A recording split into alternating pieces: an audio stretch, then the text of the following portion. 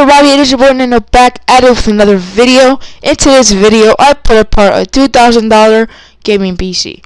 Guys, so if you're new here, my name is Nando. In this channel, I make technology videos and PC videos.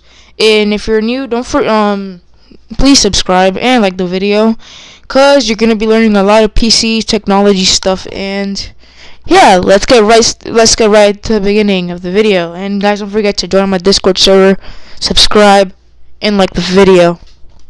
Let's go. Okay, for the CPU, I had to go with the AMD Ryzen 9 3900X. This is a 3.8 gigabyte core, gigahertz core clock CPU. Its boost clock is 4.6 gigahertz, and it is a 12 core 24 thread. This is a $425 gaming CPU. And its TDP is 105 watts. It is on the 7th nanometer. It has a pretty good L2 cache. It is AM4, and it's from the Zen 2 micro architecture. And its core family is Matisse. And it's for a really good CPU for both recording videos, making content like streaming, and also just gaming in general on 4K 60 frames. For the CPU cooler, I decided to go with the EVGA CLC 360mm CPU cooler. This is a really good CPU cooler, and if you guys are not new here, you guys watch my videos, you see in like builds that I spent at like a really high budget. I make these I get the same CPU cooler just because I like it in the price of $120 or $113, and it's just pretty standard. It takes all of these CPU sockets, and it's pretty cheap. And yeah, let's go right next to the motherboard, which is this Gigabyte X570 Gaming X ATX AM4 motherboard. This is a $170 motherboard. It's X570, which is the newest and greatest AMD AM4 motherboard type. Its manufacturer is Gigabyte, if you didn't read it, and its socket is AM4, and it does not come with included Wi-Fi, which means that you will need a Ethernet cable, but you probably should. It's better to have an Ethernet cable because you will get faster memory. Its memory max is 128 gigabytes. Its memory type is DDR4, and these are all the memory speeds that it takes, up to 4,000 if you really want to go up to there. And it has some really positive reviews, 4 out of 5 stars, and it's pretty cheap for $170. For the RAM, set to go with the 4x8 of G.Skill Ripjaws V16, 32 gigabytes. I know it is 32 gigabytes because I decided to go with 2 of these kits, which means that I will be filling up all 4 of the RAM slots, and it will be good for editing and video creation as well. And its speeds are 3600 megahertz. This is DDR4, $73, very cheap, and it's very good for the price. But the only thing that's not really good is the cache latency, which is 18. But it's really fine whenever you're getting so much performance for such a price.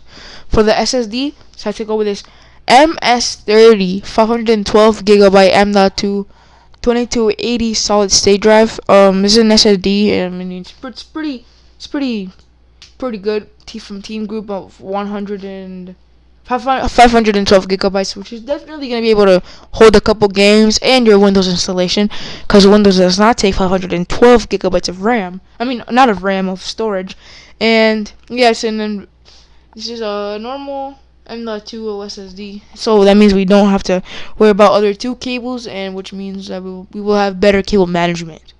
For the hard drive, I decided to go with the Seagate Ironwolf Pro 4TB 3.5 inches 7200 RPM. I know this is a NOS hard drive, but it is pretty. It's gonna be the same. It's gonna give you the same performance. It's gonna be pretty good, and it's also 100. It's 4 TB, which means that you can have a really big Steam library.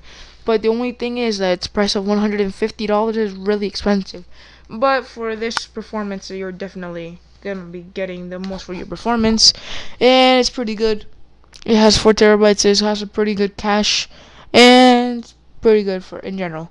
For the graphics card, I had to go with this NVIDIA GeForce RTX 2080 Super 8 GB GDDR6 video card. So I had to go with this one because I really wanted to go with the most performance in this build, and the RTX 2080 will definitely give you the most performance out of any card around this price range, and it's pretty cheap. Well, this model for $700, and this is a 2080 Super.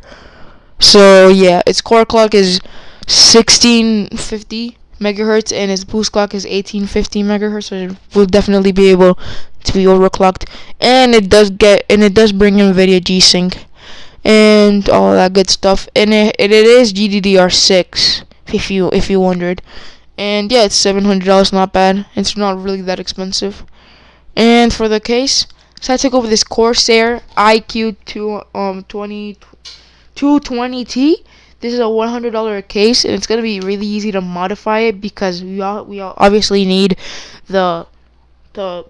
we need 360 millimeters to put in the AIO, which means that we just have to modify the 3-front fans and put them at the top and at the back, which means that we will have space for a CPU cooler, which is good.